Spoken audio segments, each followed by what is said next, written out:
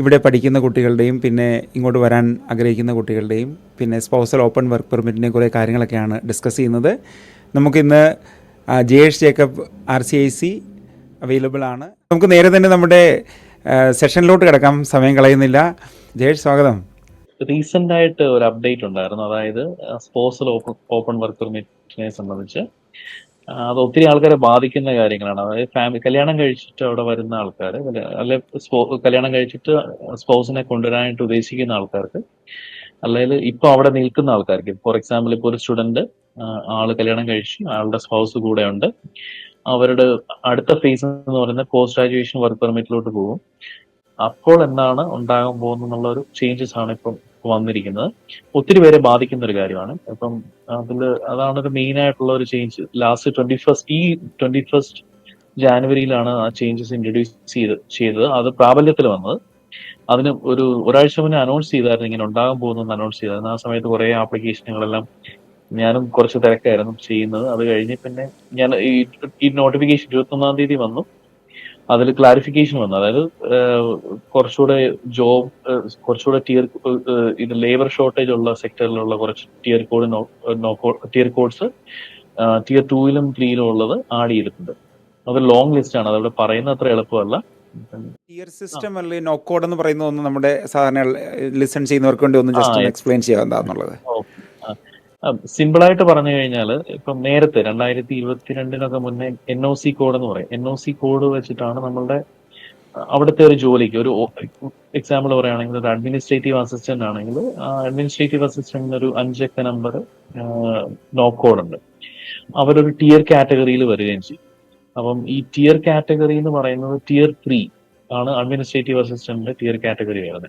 നോക്ക് എന്ന് പറയുന്ന ഒരു കോഡും വെച്ചിട്ടാണ് അതുമായിട്ടാണ് ഇത് കണക്ട് ചെയ്തിരിക്കുന്നത്. ഇത് ബേസിക്കലി ഐഡന്റിഫിക്കേഷൻ പർപ്പസിനാണെന്ന് തന്നെ പറയാനായിട്ട് പറ്റും. അവരുടെ ക്ലാസിഫിക്കേഷൻ ആണ്. ഈ ഗവൺമെന്റ് IRCCയുടെ ക്ലാസിഫിക്കേഷൻ ആണ്. ഇന്ന ജോബ്സ് ഇന്ന ഒരു ടൈറ്റിൽ, ഇന്ന ഒരു കാറ്റഗറിയിൽ വരുന്നു, ഇന്ന ഒരു സബ് ഡിവിഷനിൽ വരുന്നു എന്നുള്ള രീതിയിൽ. അപ്പൊ ടിയർ കോഡ് എന്നുള്ളതാണ് ഒരു മെയിൻ കാറ്റഗറി. അതിലുള്ളതാണ് NOC numbers. നോക്ക് കോഡ് എന്ന് പറയുന്നത് ഈ സ്പെസിഫിക് ജോബിനുള്ള നമ്പേഴ്സ്. ഒരു ഞാനിപ്പോ നോക്ക് കോഡ് എക്സാമ്പിൾ പറയാണ്ട് എക്സാക്ട്ലി ഓർക്കുന്നില്ല. എന്നാലും 42201 ഫോർ എക്സാമ്പിൾ അങ്ങനത്തെ നോക്ക് കോഡ് ഉണ്ടെങ്കിൽ 42201 ആണെങ്കിൽ അത് Tier 3-ൽ വരുന്നതാണ്, Tier 2-ൽ വരുന്നതാണ്. പക്ഷെ NOC കോഡ് പറയുന്നത് 42201 എന്ന് പറയും. അപ്പം അതാണ് അവരുടെ ലേബലിംഗ് ആണത് IRCCയിലെ. ഇതാണ് നമുക്ക് PR കിട്ടാൻ വേണ്ടിയുള്ള ചില ക്രൈറ്റീരിയാസ് എന്ന് പറയുന്നത്. അപ്പം ആ കോഡിൽ വരുന്നവർക്കാണ് അപ്ലൈ ചെയ്യാൻ വേണ്ടിയുള്ള പ്രയോറിറ്റി കിട്ടുന്നത്. അപ്പോൾ ആളുകൾക്ക് എല്ലാവർക്കും ക്ലിയർ ആയി എന്ന് വിചാരിക്കുന്നു. ഓക്കെ. എസ്പെഷ്യലി കാനഡിയൻ എക്സ്പീരിയൻസ് ക്ലാസ്സിലോ അല്ലെങ്കിൽ ഫെഡറൽ സ്കിൽ വർക്കർ സ്കീമിലോ ഉള്ള ആൾക്കാർക്ക്, അവരെ സംബന്ധിച്ച് മറ്റേ എക്സ്പീരിയൻസ്, ഫോർ എക്സാമ്പിൾ ഇവിടെ നാട്ടിൽ ഒരാള് ഒരു സെയിൽസ് എക്സിക്യൂട്ടീവായിട്ട് വർക്ക് ചെയ്ത ഒരാളാണെങ്കിൽ, അല്ലെങ്കിൽ നാട്ടിൽ ഒരാളെ ഒരു ടീച്ചറായിട്ട് വർക്ക് ചെയ്ത് അവർക്കൊരു സ്പെസിഫിക് നോ കോഡാണ് അവിടെ. ആ ഒരു എലിജിബിൾ നോ കോഡിലുള്ള എംപ്ലോയ്മെന്റിന് മാത്രമേ എക്സ്പീരിയൻസ് കൗണ്ട് ചെയ്യപ്പെടുന്നുള്ളൂ. എല്ലാ ജോലിക്കും എക്സ്പീരിയൻസ് കൗണ്ട് ചെയ്യപ്പെടുന്നില്ല. കൗണ്ട് ചെയ്യും, പക്ഷെ പോയിന്റ് കിട്ടാറില്ല. അതാണ് സിറ്റുവേഷൻ. അപ്പം അങ്ങനെയാണ് ആ no code tier code work ചെയ്യുന്നത്. അതൊരു ചാർട്ടൊക്കെ ചെയ്ത് വല്ലതും കാണിച്ച് തന്നാലേ മനസ്സിലാക്കി എടുക്കാനായിട്ട് പറ്റത്തുള്ളൂ. അത്ര എളുപ്പമല്ല. ഒരു ക്ലാസിഫിക്കേഷൻ ആണെന്നുള്ളത് ഒന്ന് മനസ്സിൽ വെക്കുക. അതാണ് സിറ്റുവേഷൻ. കോഴ്സുകൾ തിരഞ്ഞെടുക്കുമ്പോഴും അതുമായിട്ട് ബന്ധപ്പെട്ട് തന്നെയല്ലേ അവര് കോഴ്സ് തിരഞ്ഞെടുക്കേണ്ടത്? അവര് കോഴ്സ് തിരഞ്ഞെടുക്കേണ്ടത് ഇപ്പം അതുമായിട്ട് ബന്ധപ്പെട്ട് തിരഞ്ഞെടുക്കുന്നതൊക്കെയാണ് കുറച്ചുകൂടെ വയസ്സായിട്ടുള്ള ഡിസിഷൻ ഉണ്ടാകാൻ സാധ്യതയുള്ളത്. അതായത് ഇപ്പം പറയുവാണെങ്കിൽ, ഇപ്പം ഈ പുതിയ Tier 2 and 3-ലുള്ള കുറെ നോ കോഴ്സ് ഉണ്ട്. അപ്പൊ ഹെൽത്ത് കെയർ നമ്മൾ നേരത്തെ സ്ട്രെസ് ചെയ്തിട്ടുള്ളതാണ്. ഹെൽത്തിലൊക്കെ ഉള്ള ആൾക്കാർക്ക് കുറെ കൂടെ പ്രയോറിറ്റീസ് എപ്പോഴും ഉണ്ടായിക്കൊണ്ടിരിക്കുന്നുണ്ട് ഇപ്പൊ കാണുന്നത്. പിന്നെ കുറെ ടെക്നിക്കൽ കുറെ കാറ്റഗറീസും അങ്ങനത്തെ എല്ലാം ഇൻ ഡിമാൻഡുകൾ കൂടുതലുണ്ട്. അപ്പം ഞാനിപ്പോ ആദ്യത്തെ സിറ്റുവേഷൻ ഞാൻ പറയുന്നത് PGWP. ഇപ്പൊ നമ്മളിപ്പോ ഒരു സ്റ്റുഡന്റ്, ഞാൻ ഒരു ഉദാഹരണ സഹിതം പറയാം. ഒരു സ്റ്റുഡന്റ് X ആള് ഇവിടെ കല്യാണം കഴിച്ചു, നാട്ടിൽ നിന്ന് കല്യാണം കഴിച്ചു, അല്ലെ എവിടെ വെച്ച് കല്യാണം കഴിച്ചു, ആളവിടെ ഉണ്ട്, സ്റ്റുഡന്റ് അവിടെ പഠിക്കുന്നു. Y എന്നുള്ളത് ആളുടെ സ്പോസ്. അപ്പം X-ഉം Y-യും കൂടെ അവിടെ കണ്ടിന്യൂ ചെയ്തുകൊണ്ടിരിക്കുന്നു.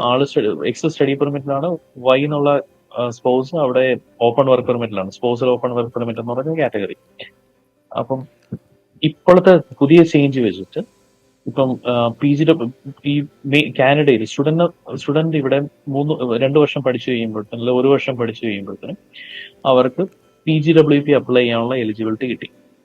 ഞാൻ 2 വർഷം എന്ന് പറയുകയാണ്. എന്ന് വെച്ചാൽ ഈ 16 മാസം ഉണ്ടെങ്കിൽ മാത്രമേ ഇനിയും SOWP എക്സ്റ്റെൻഡ് ചെയ്യാൻ പറ്റത്തുള്ളൂ. അപ്പോൾ 1 വർഷത്തെ കോഴ്സുകാർക്ക് അത് നടക്കത്തില്ല. അപ്പം 2 വർഷം പഠിച്ച ആൾക്കാർ അവര് കോഴ്സ് കഴിഞ്ഞ് കഴിയുമ്പോൾ ഒരു PGWP post graduation work permit apply ചെയ്യുന്ന കൂട്ടത്തിൽ അവർക്ക് നേരത്തെ സിറ്റുവേഷനിൽ സ്പോർട്സിന് ഒരുമിച്ച് അപ്ലൈ ചെയ്യാറുണ്ട്, എക്സ്റ്റൻഷൻ അപ്ലൈ ചെയ്യാറുണ്ട്. അല്ല എങ്കിൽ അവരുടെ കിട്ടുന്നതിന് മുൻപ് സ്പോർട്സിന് ഇപ്പം ജോബ് ലെറ്ററും കാര്യങ്ങളും എല്ലാം പേ സ്റ്റെപ്പും എല്ലാം വെച്ചിട്ട് അപ്ലൈ ചെയ്യാറുണ്ട്.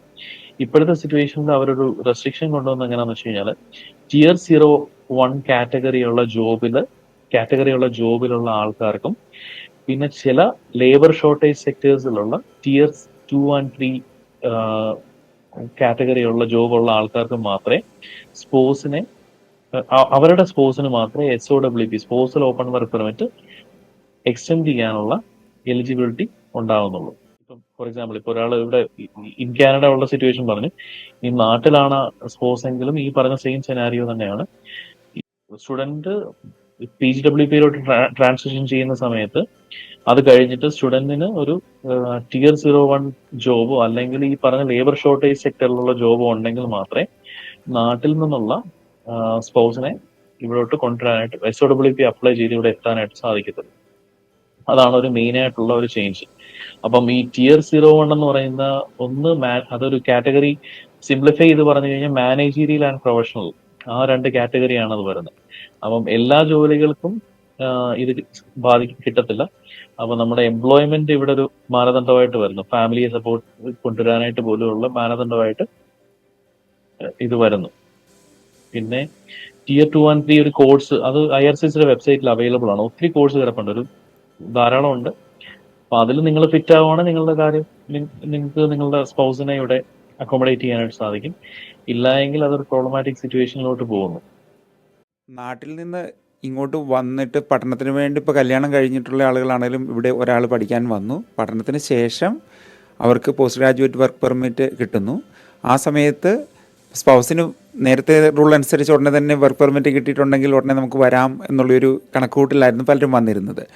ഇപ്പോഴത്തെ സാഹചര്യത്തിൽ നമുക്ക് ആ പ്രത്യേക കാറ്റഗറിയിലുള്ള ജോലികൾ ഇവിടെ പഠിച്ചുകൊണ്ടിരിക്കുന്ന സ്റ്റുഡൻസിനുണ്ടെങ്കിൽ മാത്രമേ ഉള്ളൂ സ്പൗസിന് ഇങ്ങോട്ട് വരാൻ സാധിക്കുകയുള്ളൂ, അതല്ലേ? അതെ. അതോടൊപ്പം തന്നെ എനിക്ക് മറ്റൊരു ഡൗട്ട്, ഒരു 16 മന്ത്സിന്റെ ഒരു കാര്യം ഇങ്ങനെ പറയുന്നുണ്ടായിരുന്നു. അതായത് 16 മാസം എങ്കിലും മിനിമം വർക്ക് പെർമിറ്റ് ഉണ്ടെങ്കിൽ മാത്രമേ അവർക്ക് സ്പൗസിനെ ഇവിടെ അക്കോമഡേറ്റ് ചെയ്യാൻ സാധിക്കത്തുള്ളൂ. അപ്പോൾ 1 ഇയർ കോഴ്സ് എടുത്ത് വരുന്ന ആൾക്കാർക്ക് 1 ഇയർ വർക്ക് പെർമിറ്റ് ആണ് കിട്ടുന്നത്. അപ്പൊ അവർക്ക് അവരുടെ സ്പൗസിന് അപ്ലൈ ചെയ്യാനുള്ള പ്രാക്ടിക്കലി പോസിബിൾ അല്ലാത്തൊരു സിറ്റുവേഷനിലോട്ട് വന്നു. അതാണ് അടുത്ത ഒരു സെനാരിയോ. പിന്നെ വേറൊരു കാര്യം എന്ന് പറഞ്ഞാൽ മറ്റേ ഇന്റർനാഷണൽ സ്റ്റുഡൻസിനെ സംബന്ധിച്ചാണെങ്കിലും ഇപ്പൊ വരുന്ന അവർക്കും അവരുടെ സ്പൗസിനെ കൊണ്ടുവരണമെങ്കിൽ 16 മാസത്തെ മിനിമം കോഴ്സ് എടുത്താൽ മാത്രമേ അവർക്ക് സ്പൗസിനെ കൊണ്ടുവരാനായിട്ട് സാധിക്കത്തുള്ളൂ. മറ്റേ 8 മാസത്തെ കോഴ്സ് എടുത്തിട്ടാണെങ്കിലും കൊണ്ടുവരാനായിട്ട് സാധിക്കുമായിരുന്നു. അത് ഇപ്പം 16. അത് ഇതുമായിട്ട് ബന്ധപ്പെട്ട ഒരു കാര്യമായിട്ട് ഞാൻ പറഞ്ഞതാണ്. ഈ കൂട്ടത്തിൽ വന്നൊരു ചേഞ്ച് അല്ല. പക്ഷെ ഈ ജോബ് റിക്വയർമെന്റ് വന്നത് കൊണ്ട് ഒത്തിരി പേരെ അത് ബാധിക്കും. അത് അവർക്ക് ഫാമിലി റീയൂണിഫിക്കേഷൻ എന്നുള്ള ഒരു പോളിസി അവർക്ക് ഉണ്ടായിരുന്നു. പക്ഷെ അത് PR-കാരെ സംബന്ധിച്ച് അതൊക്കെ വളരെ എളുപ്പമാണ്. ബാക്കി ഇപ്പം ടെമ്പററി റെസിഡൻസിന് അത് കുറച്ച് ബുദ്ധിമുട്ടായിട്ട് വന്നിട്ടുണ്ട്. നേരത്തെ ഇത് നോക്ക് സിസ്റ്റം വരുന്ന സമയത്ത് നോക്ക് AOB എന്ന് പറഞ്ഞൊരു കാറ്റഗറിയിൽ ആയിരുന്നു ഉള്ള ജോബ് ഉള്ളവർക്കായിരുന്നു ഈ ഒരു അഡ്വാൻറ്റേജ് ഉണ്ടായത്. ഇത് ടെമ്പററി അവരൊരു കുറച്ച് നാളത്തേക്കുള്ള ഒരു പോളിസി ചേഞ്ച് കൊണ്ടുവന്നായിരുന്നു. അതിന്റെ ഒരു അഡ്വാൻറ്റേജ് ഒത്തിരി പേർക്ക് കിട്ടിയിട്ടുണ്ട്. പക്ഷെ ഇനിയും തൊട്ട് 21-ാം തീയതി തൊട്ട് പ്രാബല്യത്തിൽ വന്നു ഈ Tier 01 and labour shortage categories. ഈ ഇതിലുള്ള അവർ തന്നിട്ടുള്ള നോക്കോടുള്ള ആൾക്കാർക്ക് മാത്രമേ ഇവിടെ സ്പോർട്സിനെ സ്പോൺസർ ചെയ്യാനായിട്ടുള്ള, അതായത് അവർക്ക് സ്പോർട്സിന് മാത്രമേ ഇവിടെ SOWP അപ്ലൈ ചെയ്യാനുള്ള സാഹചര്യമുള്ളൂ. കുട്ടികളുടെ കാര്യം എങ്ങനെയായിരിക്കും? ഇപ്പോൾ കുട്ടികളുള്ളവർ ഇവിടെ പഠിക്കുന്നുണ്ടല്ലോ, അപ്പോൾ ഇവർക്ക് വിസിറ്റ് വരാൻ വേണ്ടി കുറച്ച് പേര് ഇപ്പോൾ പ്ലാൻ ചെയ്യുന്നുണ്ട്. സ്പൗസ് ഇനിയിപ്പോൾ ഗ്രാജുവേഷൻ സമയത്ത് വിസിറ്റ് വരാൻ വേണ്ടി പ്ലാൻ ചെയ്യുന്നുണ്ട്. പിന്നെ കുട്ടികളെ ഇങ്ങോട്ട് കൊണ്ടുവരാനൊക്കെ പ്ലാൻ ചെയ്യുന്നുണ്ട്. അപ്പോൾ അങ്ങനെയുള്ളവരുടെ ഒരു സിനാരിയോ വെച്ച് കഴിയുമ്പം എന്തായിരിക്കും അവർക്ക് വേണ്ടിയുള്ളൊരു സൊല്യൂഷൻ നോക്കുമ്പോഴേക്കും? സൊല്യൂഷൻ എന്ന് പറഞ്ഞു കഴിഞ്ഞാൽ കുട്ടികൾക്ക് ഡിപ്പെൻഡന്റ് ചിൽഡ്രന് ഓപ്പൺ വർക്ക് പെർമിറ്റ് കിട്ടില്ല എന്നുള്ളൊരു ഒരു ചേഞ്ച് വന്നിട്ടുണ്ട്. അതായത് ഇപ്പം ഒരു 40 വയസ്സുള്ള ഒരാൾ ഇവിടെ ഉണ്ട്, ആളുടെ കുട്ടി ഇവിടെ ഡിപ്പെൻഡന്റ് ചിൽഡ്രൻ ഉണ്ടെങ്കിൽ ആ കുട്ടിക്ക് വേണമെങ്കിൽ ഓപ്പൺ വർക്ക് പെർമിറ്റ് അപ്ലൈ ചെയ്യാനുള്ള ഒരു പ്രൊവിഷൻ ഉണ്ടായിരുന്നു നേരത്തെ. അതിപ്പോ അവരെടുത്ത് മാറ്റിയിട്ടുണ്ട്. അപ്പം ഞാൻ ശരിക്കും 2 ദിവസമായിട്ട് കുറച്ച് ട്രാവലിംഗ് ആയിരുന്നു. അപ്പൊ എനിക്ക് ബാക്ക് ആൻഡ് ഫോർത്ത് എനിക്ക് വായിച്ചെടുക്കാനായിട്ട് പറ്റിയിട്ടില്ല. എന്റെ ഇതാണ് ഞാൻ കണ്ടത്. മറ്റേ കുട്ടികളെ സംബന്ധിച്ച് ഇതാണ് ഞാൻ കണ്ടത്. അത് ഓപ്പൺ വർക്ക് പെർമിറ്റ് അവർക്ക് അപ്ലൈ ചെയ്യാനായിട്ട് സാധിക്കില്ല. പിന്നെ വിസിറ്റ് വിസയിൽ വന്ന് പലരും ചോദിക്കാറുണ്ട്, വിസിറ്റ് വിസയിൽ വന്നിട്ട് ഞങ്ങളവിടെ ഇത് നിങ്ങൾ visit visa first of all അത്ര എളുപ്പമല്ല കിട്ടാനായിട്ട്. മറ്റേ ഒരു ക്രൈറ്റീരിയാസ് മീറ്റ് ചെയ്താൽ മാത്രമേ വിസിറ്റ് വിസ കിട്ടാറുള്ളൂ. അപ്പം ചിലപ്പോൾ ആൾക്കാർ വിചാരിക്കും എളുപ്പമല്ലേ, $185 കാര്യമേ ഉള്ളൂ, അപ്ലൈ ചെയ്ത് നോക്കാം. അപ്ലൈ ചെയ്ത് നോക്കിയിട്ട് ഒരു റിജക്ഷൻ മേടിക്കുന്നതിനേക്കാളും നല്ലത് പ്രോപ്പറായിട്ട് ഡോക്യുമെന്റേഷൻ നമ്മൾ എലിജിബിലിറ്റി മീറ്റ് ചെയ്യുന്നുണ്ടോന്നും കിട്ടാൻ സാധ്യതയുണ്ടോന്നും ഒന്ന് ചെക്ക് ചെയ്തിട്ട് അപ്ലൈ ചെയ്ത് വരുന്നതായിരിക്കും നല്ലത്. അപ്പം വെറുതെ റിജക്ഷൻ, എനിക്ക് ബാക്ക് ടു ബാക്ക് അപ്ലൈ ചെയ്ത് റിജക്ഷൻ മേടിച്ച ആൾക്കാരെ എനിക്കറിയാം. അവര് അവരുടെ റീസൺ എന്താണെന്ന് വെച്ചാൽ അവർക്ക് പെട്ടെന്ന് അവരുടെ സ്പൗസിനടുക്ക് എത്തണം. നാട്ടിൽ സെപ്പറേഷൻ അത്ര എളുപ്പമായിരിക്കത്തില്ല. പക്ഷെ റിയാലിറ്റി എന്ന് വെച്ചാൽ IRCC അത് കൺസിഡർ ചെയ്യണമെന്ന് നിർബന്ധമില്ല. IRCC നോക്കുന്ന ക്രൈറ്റീരിയ വിസിറ്റ് വിസയ്ക്ക് വരുന്ന ആളുടെ എന്തിനാണ് ആള് വരുന്നത്. അപ്പം ഞാനിപ്പോ റീസെന്റ് ചെയ്തൊരു ഒരു ക്ലയന്റിന്റെ കാര്യം ഞാൻ പറഞ്ഞു, ഞാൻ പേര് പറയുന്നില്ല. അവര് 2 പ്രാവശ്യം വിസിറ്റ് വിസ ട്രൈ ചെയ്തു. അപ്പം വൈഫ് ഇവിടെ പഠിക്കുകയായിരുന്നു, ഹസ്ബൻഡ് നാട്ടിൽ വർക്ക് ചെയ്യുന്നു. അപ്പൊ ആദ്യത്തെ പ്രാവശ്യം വിസിറ്റ് വിസ ഫയൽ ചെയ്തതൊരു നാട്ടിലെ 2 ഫ്രണ്ട്സിനെ കൊണ്ടാണ് ഫയൽ ചെയ്യിച്ചത്. അപ്പം ആദ്യത്തെ വിസ ഫയൽ ചെയ്തപ്പോൾ തന്നെ അവര് റെഫ്യൂസൽ കിട്ടി. രണ്ടാമത്തെ വിസ ഫയൽ ചെയ്തപ്പോഴത്തേനും വീണ്ടും റെഫ്യൂസൽ കിട്ടി. ആദ്യത്തെ വിസയ്ക്കകത്ത് അവര് പ്രോപ്പർ ആയിട്ടുള്ള റീസൺ എന്താണ്, എത്ര ദിവസമാണ്, അതൊന്നും ഒരു പ്രോപ്പർ റീസണിങ് ഒന്നും ഇല്ലായിരുന്നു. ഒരു പ്രോപ്പർ ഡോക്യുമെന്റേഷൻ ഒന്നും പോയിട്ടില്ലായിരുന്നു. അവര് ഈസി ആണെന്ന് വിചാരിച്ച് ക്ലയന്റും അത്രയും ടേക്ക് കെയർ ചെയ്തില്ല അതിനെപ്പറ്റി. രണ്ടാമത്തെ പ്രാവശ്യം വിസയ്ക്ക് വെച്ചപ്പോൾ ആദ്യത്തെ ഞാനൊരു മൂന്നാമത്തെ അവരുടെ വേറൊരു ആപ്ലിക്കേഷൻ ചെയ്തായിരുന്നു. അപ്പൊ അതിന്റെ സമയത്ത് ഞാൻ ഈ 2 ആപ്ലിക്കേഷനും എടുത്തിട്ട് നോക്കിയ സിറ്റുവേഷനിൽ അവരുടെ പല കാര്യങ്ങളും മിസ്മാച്ച് ആയിരുന്നു അവിടെ കൊടുത്തിരുന്നത്. അപ്പം ആദ്യത്തെ ഒരിടത്ത് പോയി റെഫ്യൂസൽ കിട്ടി. അപ്പൊ അടുത്ത ഒരു അഡ്വർടൈസ്മെന്റ് കണ്ട് അവർ അടുത്ത സ്ഥലത്ത് പോയി അപ്രൂവൽ കിട്ടും എന്നുള്ളൊരു ഇതില്. അപ്പം ഈ ബാക്ക് ടു ബാക്ക് അവര് പറയുന്ന അവർക്ക് എങ്ങനെയും വന്നാൽ മതി. ഇപ്പം കാര്യം എങ്ങനെയാന്ന് വെച്ച് കഴിഞ്ഞാല് എങ്ങനെയും വരിക എന്ന് പറഞ്ഞാലും ഒരു വിസ ഓഫീസറെ കൺവിൻസ് ചെയ്യുന്ന റീസൺ ഉണ്ടായിരിക്കണം അവിടെ. ആൾക്ക് വരാനുള്ളൊരു ഫാമിലി മെമ്പർ ഉണ്ടെന്നുള്ളൊരു കാര്യമാണ്. പിന്നെ ഡോക്യുമെന്റേഷൻ പ്രോപ്പർ ആയിരിക്കാം. അപ്പം അല്ലെങ്കിൽ വിസിറ്റ് വിസ കിട്ടാനായിട്ടുള്ള സാധ്യതകൾ കുറവാണ്. പിന്നെ അത് നിങ്ങളൊരു ഫ്യൂച്ചർ ഒരു ആപ്ലിക്കേഷൻ ചെയ്യുന്ന സമയത്ത് ഇപ്പം വൈഫ് ഇവിടെ അല്ല ഹസ്ബൻഡ് ഇവിടെ പഠിച്ചു കഴിഞ്ഞിട്ട് അവർക്ക് പ്രോപ്പർ ജോലി കിട്ടി, ഇനിയിപ്പോ അപ്ലൈ ചെയ്യുന്ന സമയത്തൊക്കെയാണെങ്കിലും ഈ ആവശ്യമില്ലാത്ത റെഫ്യൂസലും ബാക്ക് ടു ബാക്ക് റെഫ്യൂസലും മേടിക്കുന്നതിനേക്കാളും നല്ലത് ഒരു പ്രോപ്പർ ആയിട്ട് അപ്ലൈ ചെയ്യുന്നതായിരിക്കും. ഒരു ഷോർട്ട് കട്ട്സ് ഇതിനകത്ത് അത്ര എളുപ്പമല്ല. ഇവരുടെ ഒരു ഇമിഗ്രേഷൻ പ്ലാൻ ഉണ്ട്, ഇത്ര ആൾക്കാർക്ക് PR കിട്ടുമെന്നല്ല, പല രീതിയിൽ. അതായത് അതിൻ്റെ അകത്ത് റെഫ്യൂജീസ് ഉണ്ട്, അതിനകത്ത് PNP വഴി കിട്ടുന്നവരുണ്ട്, അതിനകത്ത് ഫാമിലി ഉണ്ട്, അതിനകത്ത് ഫെഡറൽ സ്കിൽ വഴി കിട്ടുന്നവരുണ്ട്, CEC വഴി കിട്ടുന്നവരുണ്ട്. അപ്പൊ ഈ കാറ്റഗറി എല്ലാം കൂടെ കൂട്ടിയിട്ട് ഒരു നമ്പർ ഉണ്ട്. കാനഡ ഒരു ഒരു ഇമിഗ്രേഷൻ പ്ലാൻ ഉണ്ട്. ആ ഇമിഗ്രേഷൻ പ്ലാനും അവിടെ പ്രസന്റ്ലി നിൽക്കുന്ന ടെമ്പററി വർക്കേഴ്സും തമ്മിൽ ഒത്തിരി അന്തരമുണ്ട്. അപ്പം ഇതിന്റെ സിറ്റുവേഷൻ എന്താണെന്ന് വെച്ച് കഴിഞ്ഞാൽ കുറെ ആൾക്കാർക്ക് ഇത് ഇനി ബാധിക്കാൻ സാധ്യതയുണ്ട്. ഇപ്പം അവരുടെ ഫ്യൂച്ചർ കാനഡയിൽ എങ്ങനെ ആയിരിക്കും എന്നുള്ളത് ഒരു ക്വസ്റ്റ്യൻ മാർക്കായിട്ട് വരാൻ സാധ്യതയുണ്ട്. അത് എസ്പെഷ്യലി +2 കഴിഞ്ഞ് പോകുന്ന കുട്ടികൾക്ക്, അല്ലെങ്കിൽ ഈ പറഞ്ഞ ഒരു ബാച്ചിലേഴ്സ് കഴിഞ്ഞ ആൾക്കാർക്കാണെങ്കിലും മറ്റേ IELTS പോയിന്റ് IELTSോ അല്ലെങ്കിൽ സെൽഫ് ഇപ്പൊ എഴുതിയിട്ട് റിക്വയർഡ് പോയിന്റ് കിട്ടുന്നില്ലാത്ത ആൾക്കാർക്ക്, അവരെ സംബന്ധിച്ച് PR ഒരു ക്വസ്റ്റ്യൻ മാർക്ക് ആണെന്ന് തന്നെ പറയാൻ പറ്റും. അതിന്റെ പോസിബിലിറ്റി വളരെ കുറവാണെന്ന് തന്നെ പറയാൻ പറ്റും. അല്ലെങ്കിൽ പിന്നെ ഭയങ്കരമായിട്ടുള്ള ഡ്രാസ്റ്റിക് ചേഞ്ചസ് എന്തെങ്കിലും ഉണ്ടാകണം. അങ്ങനെയുള്ള സാധ്യതകളൊന്നും കാണുന്നില്ല. ഈ പറഞ്ഞ പോലെ ഈ സ്കോർ അത്രയും സ്ലാഷ് ഡൗൺ ചെയ്തിട്ട് താഴോട്ട് വരികയും ഇങ്ങനത്തെ ഒത്തിരി ആൾക്കാർ പിക്ക് ചെയ്യപ്പെടുകയും ചെയ്യുക എന്ന് പറയുന്നത് അത്ര എളുപ്പമുള്ളൊരു കാര്യമല്ല. പിന്നെ ഈ പറഞ്ഞ പോലെ ഒരു രീതിയിലും CRS ഈ ഫെഡറൽ സ്കില്ലോ CECയിലോ കോള് പോവാത്ത ആൾക്കാർ അവർക്ക് ട്രൈ ചെയ്യാൻ പറ്റുന്ന കാര്യങ്ങളെന്ന് പറഞ്ഞാൽ ഒന്നെങ്കിൽ പ്രൊവിൻഷ്യൽ നോമിനി പ്രോഗ്രാംസ് അവർ നിൽക്കുന്ന പ്രൊവിൻസിലെ എന്താന്ന് വെച്ച് കഴിഞ്ഞാൽ വർക്ക്ഔട്ട് ചെയ്യുക, അല്ലെങ്കിൽ വേറെ ഏതെങ്കിലും പ്രൊവിൻസിൽ അവർക്ക് മാറി അവിടെ ജോബ് ഓഫർ വിത്ത് ഈ സപ്പോർട്ട് കിട്ടുന്ന ഏതെങ്കിലും പരിപാടിയിലോട്ട് പോകാൻ പറ്റുവാണെങ്കിൽ അത് നോക്കാം. പക്ഷെ ഇതെല്ലാം ഒന്ന് റിസർച്ച് ചെയ്തിട്ട് പോകുന്നത് നല്ലതായിരിക്കും.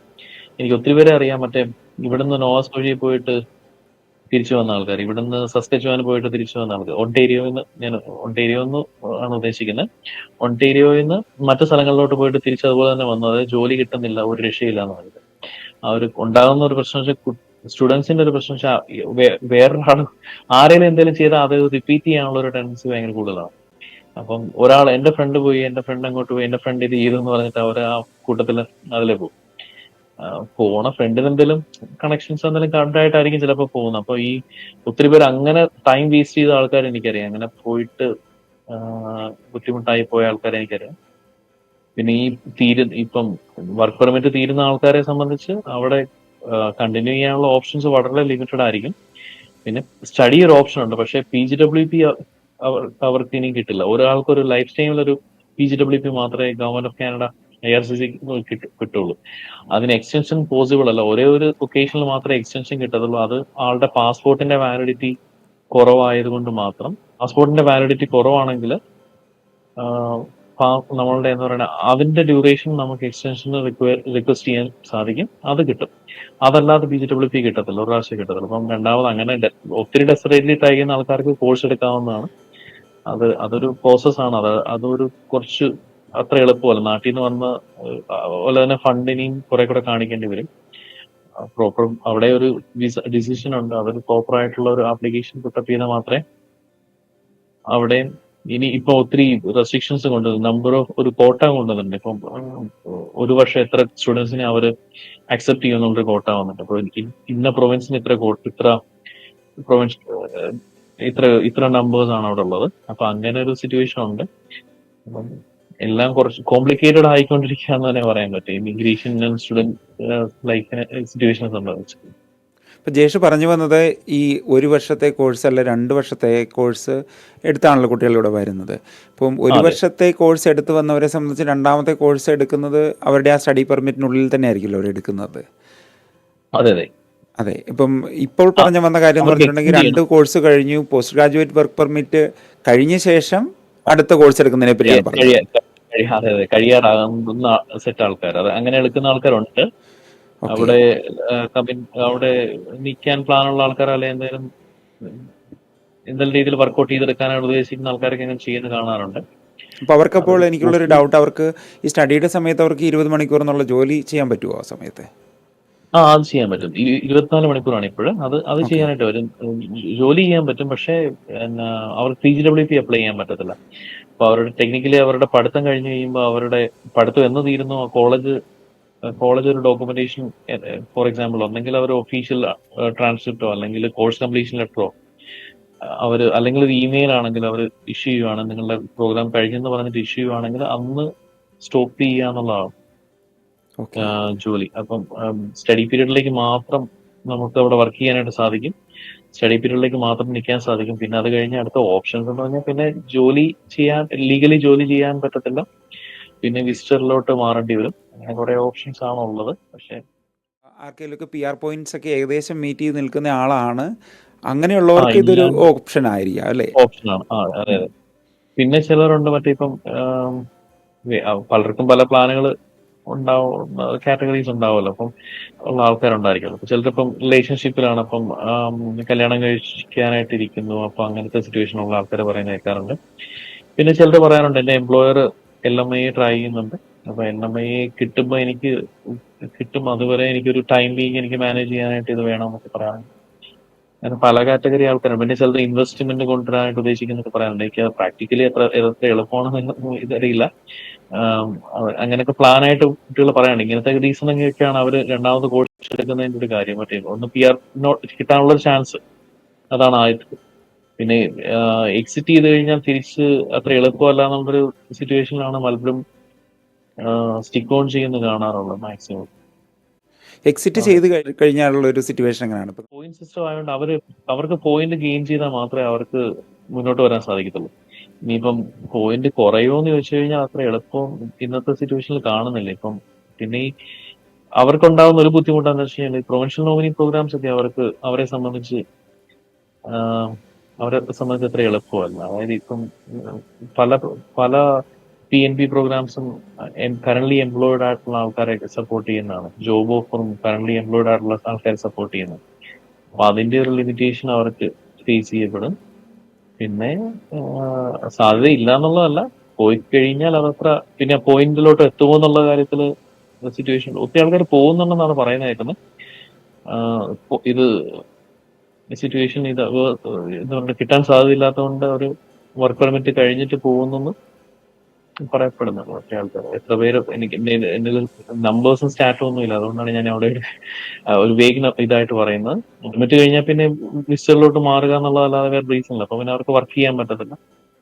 അത് വിസിറ്റർ കിട്ടുന്ന ഷോർട്ട് പീരീഡ് ആയിരിക്കും. പിന്നെ പറയാനുള്ളൊരു കാര്യം വെച്ചാൽ ചില ആൾക്കാർ എനിക്ക് ക്ലയൻസ് വരുന്ന വെച്ചിട്ടാണ് ഞാൻ പറയുന്നത്. ചില സിറ്റുവേഷനിൽ ആൾക്കാർ മറ്റേ റെഫ്യൂസലൊക്കെ കിട്ടിക്കഴിഞ്ഞിട്ട് മാക്സിമം കടിച്ചു തൂങ്ങിയിരിക്കും. അത് കഴിഞ്ഞിട്ട് വേറെ എന്തെങ്കിലും ആപ്ലിക്കേഷൻ ടൈമിംഗ് ഇട്ട് അപ്ലൈഡ് സ്റ്റാറ്റസ് ആക്കാൻ നോക്കും. അങ്ങനത്തെ സിറ്റുവേഷൻ ഒക്കെ ഇട്ട് ഒത്തിരി വേഴ്സ് സിറ്റുവേഷൻ ഒരു റിമൂവൽ ഓർഡർ ഒക്കെ വരുന്നവരെയൊക്കെ നിൽക്കാതിരിക്കും നല്ലത്. പിന്നെ വേറെ ഏതെങ്കിലും കൺട്രിയിലൊക്കെ അപ്ലൈ ചെയ്യുന്ന സമയത്തൊക്കെ ഇതൊക്കെ ബാധിക്കും ഈ ഒരു സിറ്റുവേഷനൊക്കെ. ഇപ്പം ഒരു ഓവർ സ്റ്റേ ആകാതിരിക്കുക. ഇപ്പം എന്തെങ്കിലും ഉണ്ടെങ്കിൽ റെസ്റ്റോറേഷൻ പീരീഡ് ഉണ്ട് കാനഡയിൽ. ഇപ്പോൾ ഒരു ഇമിഗ്രേഷൻ സിസ്റ്റത്തിൽ റെസ്റ്റോറേഷൻ പീരീഡ് ഉണ്ട്. ആപ്ലിക്കേഷൻ റെസ്റ്റോറേഷൻ ചെയ്തിട്ട് പ്രോപ്പറായിട്ട് മാനേജ് ചെയ്യാനായിട്ട് നോക്കുക. അതായിരിക്കും വേറെ എവിടെയെങ്കിലും പോയി കഴിഞ്ഞാലും അതായിരിക്കും നല്ലൊരു ഓപ്ഷൻ എന്ന് പറയും. ഞാൻ പറഞ്ഞു, ഞാനൊരു ഇന്റർനാഷണൽ സ്റ്റുഡന്റ് ആയിരുന്നു UK-യിൽ. അപ്പം ഞാൻ പോയപ്പോൾ എനിക്കിവിടെ PGWP ഇല്ലായിരുന്നു. അപ്പൊ എനിക്ക് ആ സമയത്തിന് ഒരു ടൈം പീരീഡ് ഉണ്ടായിരുന്നു. അപ്പൊ ആ സമയത്ത് എക്സിറ്റ് ചെയ്യണം ഒരു കണക്കുണ്ടായിരുന്നു. അപ്പൊ എക്സിറ്റ് ചെയ്തു. അന്ന് ഞാനവിടെ അന്ന് വേറെ നാഷണൽ പിള്ളേരൊക്കെ ഉണ്ടായിരുന്നു. അപ്പൊ അവർ പലരും അവിടെ കണ്ടിന്യൂ ചെയ്തിട്ടുണ്ട്. അവർ എന്ത് ബേസിലാണ് കണ്ടിന്യൂ ചെയ്തെന്ന് എനിക്കറിയില്ല. പക്ഷെ അന്നിപ്പം ഓവർ സ്റ്റേ വല്ലതും ഉണ്ടായിരുന്നെങ്കിൽ ഞാൻ പിന്നെ വേറെ എവിടെയൊക്കെ വിസ ഇട്ട് കഴിഞ്ഞാൽ അതെല്ലാം ബാധിക്കുന്ന കാര്യം ആയനെ.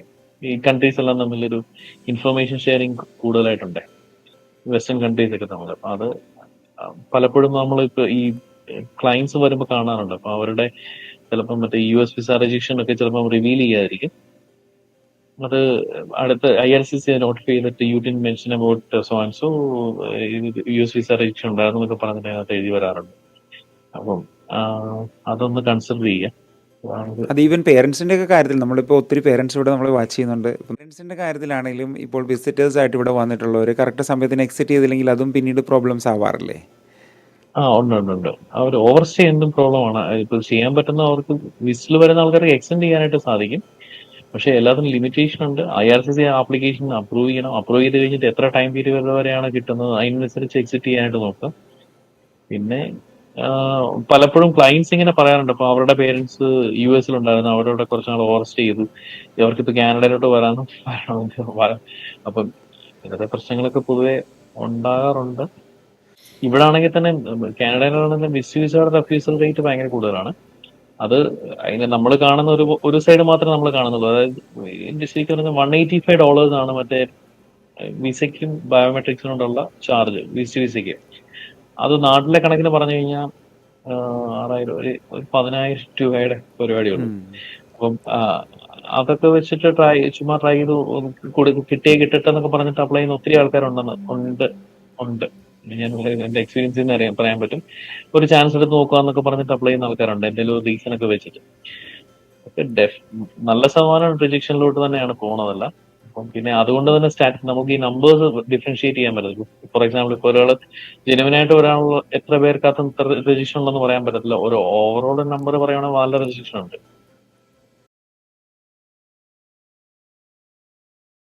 ഇപ്പോഴുള്ള സാധ്യതകൾ എന്തായിരിക്കും? ഏകദേശം 3.5 ലക്ഷം ആളുകൾക്കും കൂടി ഇങ്ങോട്ട് വരാൻ പറ്റും. പിന്നെ ഈ കഴിഞ്ഞ ദിവസങ്ങൾക്ക് സെന്റ് കോളേജും പല കോളേജുകളും അവരുടെ പ്രോഗ്രാംസ് സ്റ്റാർട്ട് ചെയ്തിട്ടുണ്ട്. അപ്പോൾ ഇനിയിപ്പോൾ മുന്നോട്ട് വരുമ്പോഴത്തേനും എന്തായിരിക്കും ആ ഒരു സാഹചര്യം? ഇനി പഠിക്കാൻ വേണ്ടി ഉദ്ദേശിക്കുന്നവർ ഇപ്പോൾ പലരും ക്വസ്റ്റ്യൻ പഠിക്കാൻ ചോദിക്കുന്നുണ്ട്. വരുന്നവര് ഇപ്പം കോഴ്സ് സെലക്ട് ചെയ്യുന്നതിൽ കുറച്ചല്ല നല്ലപോലെ ടേക്ക് കെയർ ചെയ്ത് സെലക്ട് ചെയ്യുക. അവരിപ്പം ഒരു തേർഡ് പാർട്ടി, ഇപ്പൊ ഞാനാണെങ്കിലും പറയുന്നത് അതൊരു എന്താണ് എല്ലാ ഇതായിട്ട് എടുക്കേണ്ടത്. നിങ്ങൾ ഓൺ റിസർച്ച് ചെയ്തിട്ട് ട്രൈ ചെയ്യുക. ഇപ്പം ഗൂഗിൾ സെർച്ച് ചെയ്ത് കഴിഞ്ഞാൽ എല്ലാത്തിൻ്റെ അത് കാര്യങ്ങളുണ്ടായിരിക്കും. പക്ഷെ അത് ഏത് സൈറ്റിൽ നിന്നായിരിക്കും എടുക്കുന്നത്, എവിടെ നിന്നാണ് നോക്കുന്നത്, അതൊക്കെ നോക്കിയിട്ട് നിങ്ങൾ പ്ലാൻ ചെയ്യുക എവിടെയാണ്. ഇപ്പം ചെയ്യാൻ പറ്റുന്ന ഒരു കാര്യം, ഇപ്പം സിമ്പിൾ ആയിട്ട് പറഞ്ഞാൽ ഇൻഡീഡ് എന്ന് പറഞ്ഞൊരു വെബ്സൈറ്റ് ഉണ്ട് കാനഡയിൽ. ഇൻഡീഡ് കാനഡ ആണ് കൂടുതലായിട്ടും ആൾക്കാർ ജോബ് പോസ്റ്റിംഗ് ചെയ്യാറുള്ളതും അവിടെ നിന്നാണ് കണ്ട് ജോലി ആൾക്കാർക്ക് എടുക്കാറുള്ളൂ. അങ്ങനത്തെ വെബ്സൈറ്റിലൊക്കെ എടുത്തിട്ട് അങ്ങനത്തെ വെബ്സൈറ്റിലൊക്കെ ചെക്ക് ചെയ്ത് കഴിഞ്ഞാൽ നമ്മളുടെ പ്രൊഫഷൻ, നമ്മൾ ഉദ്ദേശിക്കുന്ന പ്രൊഫഷൻ എത്രത്തോളം പേ ഉണ്ടെന്നും എത്രത്തോളം റിക്വയർമെന്റ് ഉണ്ട്, എത്രത്തോളം നമ്പർ ഓഫ് അഡ്വർടൈസ്മെന്റ് വരുന്നുണ്ടെന്നൊക്കെ ഒരു ഐഡിയ ഉണ്ടായിരിക്കും. പിന്നെ ആൾക്കാരുടെ ഒക്കെ ഇപ്പൊ ഇതുമായിട്ടൊക്കെ ബന്ധപ്പെട്ട് നിൽക്കുന്ന ആൾക്കാരൊക്കെയോ അല്ലാത്ത ആൾക്കാരൊക്കെ ചോദിച്ചു കഴിഞ്ഞാൽ ഇത് ഒബ്സർവ് ചെയ്യുന്ന ആൾക്കാരാണ് അവർക്ക് മനസ്സിലാവും. ഇപ്പം ഫോർ എക്സാമ്പിൾ ഞാനിപ്പോ പറയുകയാണെങ്കിൽ നഴ്സസിന്റെ റിക്വയർമെന്റ് ഉണ്ട്, നല്ലപോലെ റിക്വയർമെന്റ് ഉണ്ട്. ആ പ്രൊഫഷൻ ട്രൈ ചെയ്യാവുന്നതാണ്.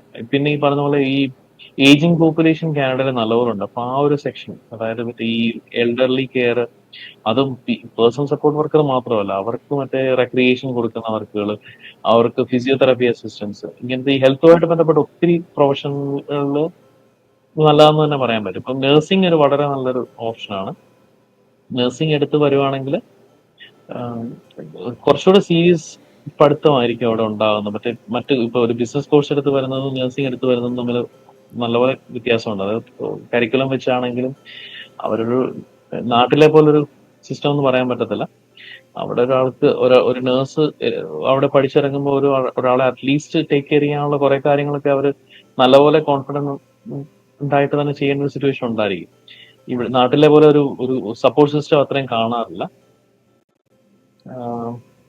സപ്പോർട്ട് സിസ്റ്റം കാണാറില്ല. അപ്പൊ അതുകൊണ്ട് കുറച്ചുകൂടെ അവരെ ആ കേപ്പബിലിറ്റിയിലോട്ട് അവരെ ആ കോളേജ് സിലബസും കരിക്കുലവും എല്ലാം വെച്ചിട്ട് നഴ്സിംഗിന്റെ കാര്യമാണ് ഞാൻ പറയുന്നത്. ഞാൻ ഒരു ബിസിനസ് കോഴ്സിന്റെ കാര്യമല്ല. അപ്പൊ ആ ഒരു റേഞ്ചിലോട്ട് വരുന്ന രീതിയിൽ വർക്ക്ഔട്ട് ചെയ്ത് എടുക്കുക. അപ്പൊ അത്രയും കൂടുതൽ ലോഡ് സ്റ്റുഡൻസ് ഉണ്ടായിരിക്കും. അപ്പം 24 മണിക്കൂർ ഇവിടെ വന്ന് വർക്ക് ചെയ്യാൻ പറ്റുമോ, 25 മണിക്കൂർ വർക്ക് ചെയ്യാൻ പറ്റുമോ എന്ന് ചോദിച്ചു കഴിഞ്ഞാൽ ചില സിറ്റുവേഷനിൽ അവർക്കത് പാടായിരിക്കും. നഴ്സിംഗ് ഒക്കെ എടുത്ത് വരുന്ന ആൾക്കാർക്ക്, ഒരു ബിസിനസ് കോഴ്സ് എടുത്ത് വരുന്ന ആൾക്കാർക്ക് അതൊന്നും അത്രയും ലോഡ് കാണത്തില്ല. വെച്ചാൽ പഠിക്കേണ്ട അത്രയും ലിമിറ്റഡ് ആയിരിക്കും. ഇവരെ സംബന്ധിച്ച് കൂടുതൽ പഠിക്കാൻ പറ്റും, പഠിക്കണം, എന്നാൽ മാത്രമേ ആ എക്സാം ക്ലിയർ ചെയ്ത് പോകാനായിട്ട് സാധിക്കത്തുള്ളൂ. ആ ഒരു വ്യത്യാസമുണ്ട്. പിന്നെ പിന്നെ പറയുവാണെങ്കിൽ സോഷ്യൽ വർക്ക് റിലേറ്റഡ് ആയിട്ടുള്ള പ്രോഗ്രാംസ് ഒക്കെ, പിന്നെ ടെക്നിക്കൽ പ്രോഗ്രാംസ്, ഇതെല്ലാം അത്യാവശ്യം സോഷ്യൽ വർക്ക് ഒത്തിരി കൂടുതലുണ്ടെന്ന് ഞാൻ പറയുന്നില്ല. ജോലി കിട്ടുന്നുണ്ട് ആൾക്കാർക്ക്. പക്ഷെ ഈ പറഞ്ഞ പോലെ കുറെ നമ്പർ ഓഫ് ഓപ്പർച്യൂണിറ്റീസ് ഒന്നും പറയുന്നില്ല. ടെക്നിക്കലും സ്കിൽഡും മാനുഫാക്ചറിങ് ഇങ്ങനത്തെ കാര്യങ്ങളൊക്കെ അത്യാവശ്യം എന്റെ അറിവില്, അതായത് എന്റെ ഒബ്സർവേഷൻ ഞാൻ പറയാം, അത് ജോലി ജനറേറ്റ് ചെയ്യുന്ന ഫീൽഡുകളാണ് അതൊക്കെ. അങ്ങനത്തെയൊക്കെ എന്തെങ്കിലും സെലക്ട് ചെയ്യുവാണെങ്കിൽ കുറച്ചുകൂടെ നല്ലതാണെന്ന് തന്നെ പറയാൻ പറ്റും. ഇപ്പോൾ ആർക്കെങ്കിലും ഇങ്ങനെയുള്ള സർവീസുകളൊക്കെ ആവശ്യമുണ്ടെങ്കിൽ തീർച്ചയായിട്ടും നിങ്ങൾക്ക് മെസ്സേജ് അയക്കാവുന്നതാണ്. ഞാൻ നമ്പർ ഇപ്പോൾ ഡിസ്പ്ലേ ചെയ്തേക്കാം. അപ്പോൾ ആ നമ്പറിലോട്ട് നിങ്ങൾക്ക് മെസ്സേജ് അയച്ചു കഴിഞ്ഞാൽ, പ്രത്യേകിച്ച് നാട്ടിൽ നിന്നുള്ള ആളുകൾക്ക് പുതിയ കോഴ്സ് എടുക്കാൻ വേണ്ടിയോ അല്ലെങ്കിൽ ഇവിടെ സെക്കൻഡ് കോഴ്സുകൾ എടുക്കാൻ വേണ്ടി പ്ലാൻ ഉള്ളവർക്കൊക്കെ ജേഷനെ കോൺടാക്ട് ചെയ്യാവുന്നതാണ്. പിന്നെ സ്റ്റഡി പെർമിറ്റ് എക്സ്റ്റൻഷൻ, കുറച്ച് മുമ്പ് പറഞ്ഞിട്ടുള്ള ടെക്നിക്കലായിട്ടുള്ള കാര്യങ്ങൾക്കൊക്കെ വേണ്ടി ജേഷനെ കോൺടാക്ട് ചെയ്യാവുന്നതാണ്. ഈ താഴെ കാണുന്ന നമ്പറാണ് നമ്മുടെ നമ്പർ. ഈ നമ്പറിൽ കോൺടാക്റ്റ് ചെയ്താൽ മതി. അത് കഴിഞ്ഞ ശേഷം അവിടെ നിന്നുള്ള ടീം ജേഷുമായിട്ട് എൻക്വയറീസ് ഞങ്ങൾക്ക് അഡ്രസ്സ് ചെയ്യാൻ പറ്റുന്നതാണെങ്കിൽ മാത്രം കണക്ട് ചെയ്യുന്നതായിരിക്കും. തീർച്ചയായിട്ടും പലരും ജേഷിൻ്റെ നമ്പർ ഇവിടെ ചോദിക്കുന്നുണ്ടായിരുന്നു. അപ്പം നിങ്ങളുടെ റിക്വയർമെൻറ്റ് എന്താണുള്ളത് വോയിസ് മെസ്സേജ് ആയിട്ട് ഒന്ന് അയച്ചാൽ മതിയാവും. ഓഫീസ് നമ്പറാണ്. അത് കണക്ട് ചെയ്യുന്ന എല്ലാ അവിടെ അവിടെ അവിടെ കണക്ട് ചെയ്യാൻ, അപ്പൊ അവിടെ നിന്ന് നമ്മളെ കണക്ട് ചെയ്തോളും. അവിടുന്ന് കണക്ഷൻ തോന്നുന്നു. ഞാൻ എൻ്റെ പേഴ്സണൽ നമ്പർ അവിടെ കൊടുത്തിട്ടില്ലെന്നേ ഉള്ളൂ. അപ്പോൾ നമ്മൾ SPS ഓഫീസ് നമ്പറാണ്. പിന്നെ ചില കാര്യങ്ങളിൽ ഒരു പ്രശ്നം എന്ന് വെച്ച് കഴിഞ്ഞാൽ മറ്റേ നമുക്ക് ചെയ്യുന്നതിന് ലിമിറ്റേഷൻ ഉണ്ട്. ഇപ്പം പലരും മെസ്സേജ് അയച്ചിട്ട് അവിടെ പറയാറുണ്ട്, മറ്റേ കുട്ടികൾക്ക് വന്നിട്ട് ജോലിയില്ല, ജോലി മേടിച്ചു അങ്ങനെയൊക്കെ പറയാറുണ്ട്. പ്രാക്ടിക്കലി പോസിബിൾ അല്ല. എന്തായാലും അങ്ങനെ ചെയ്യാന്ന് പറഞ്ഞാൽ പ്രാക്ടിക്കലി അത്ര എളുപ്പമുള്ള കാര്യമല്ല. ഇപ്പം ചിലപ്പോൾ ആൾക്കാരുടെയൊക്കെ അത് പറഞ്ഞ് അതായത് തിരിച്ചത് പൊളൈറ്റ്ലി തന്നെ ആയിരിക്കും ഓഫീസിൽ നിന്ന് റെസ്പോണ്ട് ചെയ്യുന്നത്. ജോലി കിട്ടാനായിട്ടും നമുക്ക് ആ സർവീസ് കൊടുക്കുന്നില്ല എന്ന് പറഞ്ഞു കഴിയുമ്പോൾ ആൾക്കാർക്ക് രസം ഉണ്ടാകാറില്ല. ചിലപ്പോൾ അതൊരു എന്നൊക്കെ പറഞ്ഞിട്ടൊക്കെ പോകുന്ന കാണാമെന്ന് പറയാറുണ്ട്. അപ്പം ഓക്കെ, അതിന് നിങ്ങൾ ഇവർ ഒഫൻസീവായിട്ട് കാര്യമില്ല. നമുക്ക് ചെയ്യാൻ പറ്റുന്ന സർവീസ് മാത്രമേ ഉള്ളൂ നമുക്ക് ചെയ്യാൻ പറ്റുള്ളൂ. എനിക്ക് തോന്നുന്നു നാട്ടിൽ നിന്നുള്ള പല ഏജൻസികളൊക്കെ ചെയ്യുമ്പോഴേക്കും അവർ പറയും എല്ലാ കാര്യങ്ങളും ചെയ്ത് കൊടുത്തേക്കാന്ന് പറയും. പക്ഷേ പ്രാക്ടിക്കലി എന്താണ് സംഭവിക്കുന്നതെന്ന് എല്ലാവർക്കും അറിയാവുന്ന കാര്യമാണ്. അത് കാരണമാണ് ഞങ്ങൾ വളരെ സ്ട്രെയിറ്റ് ഫോർവേഡായിട്ട് തന്നെ വന്ന് ഇരുന്ന് കാര്യങ്ങൾ പറയുന്നത്. നമുക്ക് നാട്ടിൽ പ്രത്യേകിച്ച് ഓഫീസില്ല, കാനഡയിലുള്ള ഓഫീസ് ആണ് ഇവിടെ ഉള്ളത് നമുക്കുള്ളത്. പിന്നെ നമ്മുടെ ഈ കൺസൾട്ടൻസ് നെറ്റ്വർക്ക് വഴി നമ്മൾ ഓൺലൈനായിട്ട് കാര്യങ്ങൾ ചെയ്തു വരുന്നു. 5 വർഷത്തോളമായിട്ട് നമ്മൾ ഈ സർവീസുകളൊക്കെ വരുന്നതാണ്. അപ്പോൾ എന്തെങ്കിലും ചെയ്യാൻ പറ്റുന്ന കാര്യങ്ങളാണ് തീർച്ചയായിട്ടും ജയേഷ് ഹെൽപ്പ് ചെയ്യും. പിന്നെ കാനഡയിൽ എത്തുന്നവർക്ക് വേണ്ടിയുള്ളത് ഇപ്പം ഈ നമ്പറുണ്ട്, നമ്മുടെ കനേഡിയൻ സ്കിൽസ് ഡെവലപ്മെൻറ്റ് സെൻറ്ററിൻ്റെ നമ്പറുണ്ട്, ഇത് 4163218272. ഇത് PR ഇവിടെ എത്തിയിട്ടുള്ളവർക്കും പിന്നെ കനേഡിയൻ സിറ്റിസൺഷിപ്പ് കിട്ടിയിട്ടുള്ളവർക്കൊക്കെ ഫ്രീ ആയിട്ട് പഠിക്കാനുള്ള ഓപ്ഷൻസ് ഉണ്ട്. അതോടൊപ്പം തന്നെ നിങ്ങൾക്ക് ഇവിടെ security training, first aid, CPR training, ഇങ്ങനെയുള്ള കാര്യങ്ങളൊക്കെ സ്റ്റുഡൻസിന് കൊടുക്കുന്നുണ്ട്. പിന്നെ നമുക്ക് പല വെബിനാർസും ഇവിടെയുള്ള അച്ചീവ് എന്ന് പറഞ്ഞു കഴിഞ്ഞിട്ടുണ്ടെങ്കിൽ നമ്മുടെ ഇവിടെ ഒരു ഈ ജോബ് ഏജൻസിയാണ്, ഗവൺമെൻറ് ജോബ് ഏജൻസിയാണ്, അവരുടെ വെബിനാറുകൾ നടക്കുന്നുണ്ട്. ആ സമയത്ത് എല്ലാവർക്കും കോമൺ ആയിട്ട് ഇമെയിൽ അയക്കുന്നുണ്ട്. അപ്പോൾ അതിലൊക്കെ കുട്ടികൾക്ക് പങ്കെടുക്കാവുന്നതാണ്. പൊതുവേ ഈ പറഞ്ഞ പോലെ സ്റ്റുഡന്റ് നമ്പേഴ്സ് കുറയുന്നു, ഇമിഗ്രേഷൻ കോട്ട കുറയുന്നു, അപ്പം കോമ്പറ്റീഷൻ കൂടുന്നു. PR-ലോട്ട് എന്താ പറയുക, PR-ലോട്ട് പോകാനുള്ള ചാൻസുകൾക്ക് കോമ്പറ്റീഷൻ ഒത്തിരി കൂടുന്നു. ആൾക്കാർ കൂടുതലുണ്ട് അവിടെ, ടെമ്പററി വർക്കേഴ്സ്. അപ്പം നാട്ടിൽ നിന്ന് ഇപ്പം പലരും വന്നത് 2 വർഷത്തെ കോഴ്സ് എടുത്തു കഴിഞ്ഞാൽ 3 വർഷത്തിനകത്ത് PR കിട്ടുമെന്ന് പറഞ്ഞിട്ടാണ് പലരും വന്നിട്ടുള്ളത്.